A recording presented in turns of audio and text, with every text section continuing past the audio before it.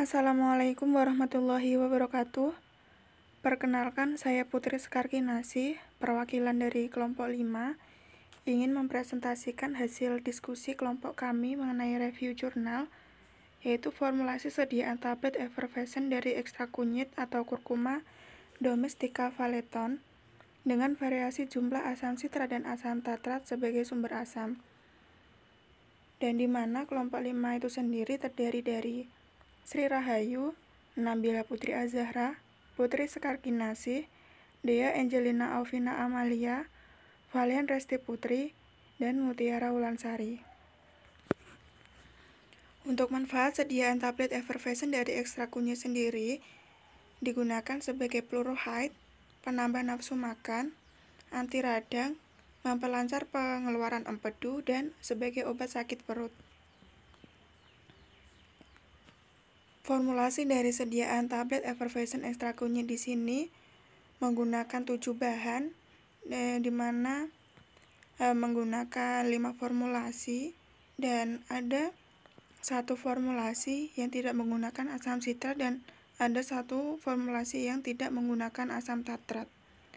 Dan di sini nanti untuk hasil tabletnya akan dibandingkan apakah berpengaruh pada uji waktu hancurnya dengan tablet yang tidak diberi asam sitrat dan dengan tablet yang tidak diberi asam tatrat.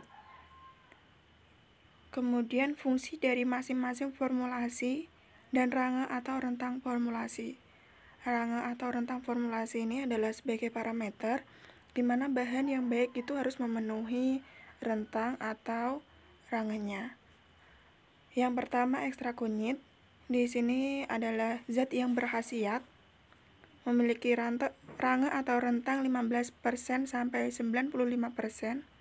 Kemudian asam sitrat dan asam tatrat di sini memiliki kegunaan yang sama, yaitu sebagai bahan penghancur yang digunakan sebagai sumber asam yang dikombinasikan dengan basa. Basanya adalah natrium bikarbonat yang dimaksudkan untuk menghasilkan buih yang memiliki range atau rentang 25-40%. Kemudian natrium bikarbonat sebagai bahan penghancur di mana bahan ini sebagai sumber karbon dioksida. Range atau rentangnya adalah 0,02-0,5%. Kemudian magnesium stearat digunakan sebagai lubrikan atau pelicin. Range atau rentangnya adalah 0,25-5%. Kemudian talkum sebagai antideren atau glidan. Range atau rentangnya 1-10%. Kemudian granul laktosa. Granul laktosa di sini sudah berbentuk granul. Jadi untuk PVP-nya tidak disebutkan. Kemudian digunakan sebagai bahan pengisi yang memiliki kompresibilitas baik. Range atau rentangnya secukupnya. Untuk mendapatkan range atau rentang bisa dicari di jurnal atau di buku Handbook of Pharmaceutical Excipient. Selanjutnya untuk metode pembuatan, yang pertama ada penyiapan Simplicia rimpang kunyit. Rimpang kunyit itu dicuci bersih, diiris tipis-tipis dan dikeringkan. Simplicia dinyatakan kering jika mudah dipatahkan. Simplicia yang telah kering diserbuk dengan mesin penyerbuk. Kemudian yang kedua pembuatan ekstrak, yaitu langkahnya serbuk kunyit disokletasi menggunakan pelarut PE dengan perbandingan 1:3 selama 11 jam. Kemudian dipisahkan antara fase PE dan ampas serbuk kunyitnya. Ampas serbuk kunyit dibersihkan dari PE dengan cara diratakan tipis dengan ketebalan 0,5-1 cm dan diangin-anginkan selama 5-10 menit. Serbuk yang telah bebas PE diperkolasi menggunakan metanol dengan perbandingan 1:4 selama 24 jam. Sari metanol dipekatkan di atas waterbed sampai didapat volume konstan sehingga didapat ekstrak bebas metanol. Nah, selanjutnya ekstrak dikeringkan dengan laktosa sehingga didapat ekstrak yang kering. Kemudian yang ketiga, pembuatan granul laktosa. Dengan larutan PVP 2% sebagai pengikat ditambahkan secukupnya pada laktosa. kemudian diayak dengan ayakan nomor 12. Granul dikeringkan dalam lemari pengering, dan granul yang kering diayak dengan ayakan nomor 16. Selanjutnya yaitu yang keempat, proses pencetakan tablet, di mana tablet effervescent ekstra kunyit dibuat 5 formula. Selengkapnya, lihat tabel 1 yang ada di slide sebelumnya dengan mencampur ekstrak kunyit dengan sumber asam dan basa, kemudian ditambah granul laktosa dan dikeringkan di lemari pengering. Campuran yang sudah kering diayak dengan ayakan nomor 16 dan ditambahkan talkum dan magnesium stearat sebagai bahan pelicin. Selanjutnya, dilakukan evaluasi sifat alirannya dan kemudian dicetak dengan mesin tablet. Semua pekerjaan ini dilakukan pada kondisi kelembapan relatif 40%. Kemudian, untuk uji mutu fisiknya atau cara uji mutu fisik, yang pertama, tablet yang dihasilkan diuji keseragaman bobotnya. Kemudian diuji kekerasannya juga, kerapuhan, dan waktu larut. Keseragaman bobot tablet diuji sesuai dengan Farmakope Indonesia, yaitu di buku anonim tahun 1979. Kemudian untuk uji kekerasan tablet dilakukan dengan meletakkan tablet pada hardness tester dengan posisi vertikal dan skrup diputar pada ujung yang lain sehingga tablet tertekan yang dinyatakan sebagai keadaan awal dengan skala pada skala 0 dan pemutaran dihentikan sampai tablet pecah dan diperhatikan skalanya. Percobaan dilakukan untuk masing-masing 20 tablet dan dihitung rata-ratanya, yaitu menurut Voigt tahun 1984. Selanjutnya, uji kerapuhan tablet dilakukan dengan membebas debukan 20 tablet kemudian ditimbang dan dimasukkan ke dalam variabilitor tester. Alat dijalankan selama 4 menit dengan kecepatan 25 putaran per menit. Setelah itu, tablet dibebas debukan lagi dan ditimbang, yaitu menurut Voigt tahun 1984. Kerapuhan dinyatakan sebagai persen sesuai dengan persamaannya, yaitu rumus kerapuhan M1 dikurangi M2 kemudian dibagi M1 dikali 100%, di mana M1 adalah berat tablet awal dan M2 adalah berat tablet setelah perlakuan.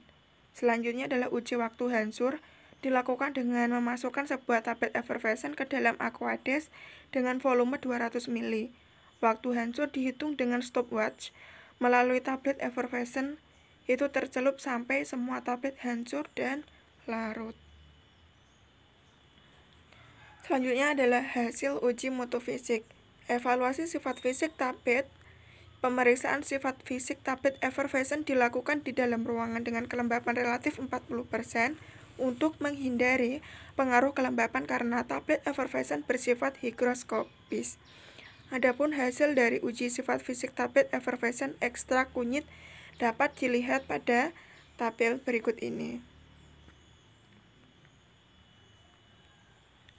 Selanjutnya, berdasarkan perhitungan keseragaman bobot pada semua formula, tidak ada satu tablet yang menyimpang lebih dari 5%, dan tidak satupun tablet yang bobotnya menyimpang lebih dari 10% dari bobot rata-ratanya.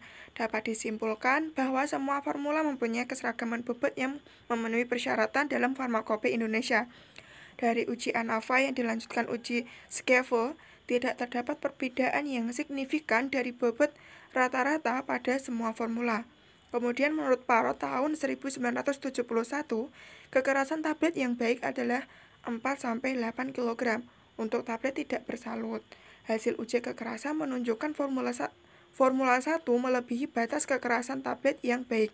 Formula 2, 3, 4, dan 5 telah memenuhi persyaratan kekerasan tablet, sehingga mampu mempertahankan diri dalam menghadapi tekanan mekanik karena benturan dan pelakuan selama proses pengemasan dan penyimpanan.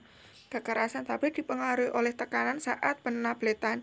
Sifat bahan yang dikempa jumlah dan jenis bahan pengikat yang digunakan. Dalam formulasi ini digunakan PVP 2% untuk semua formula sebagai bahan pengikat yang dapat menambah kekompakan tablet.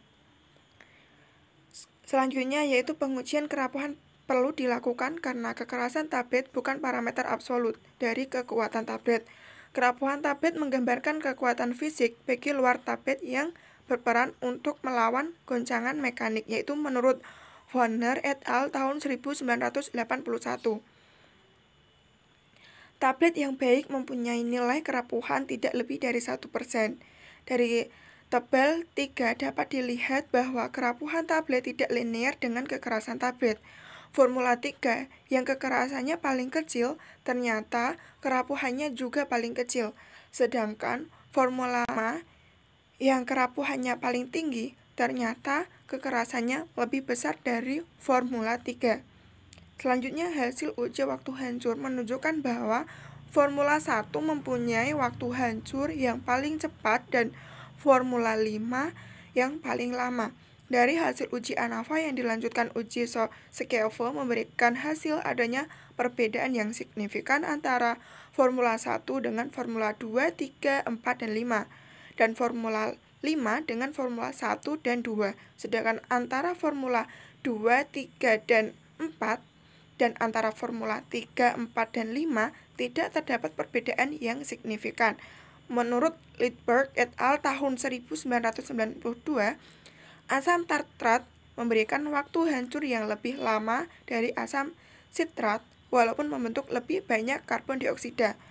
Larutan yang terbentuk tidak mutlak jernih tetapi masih ada residu dari kurkumin yang tidak larut.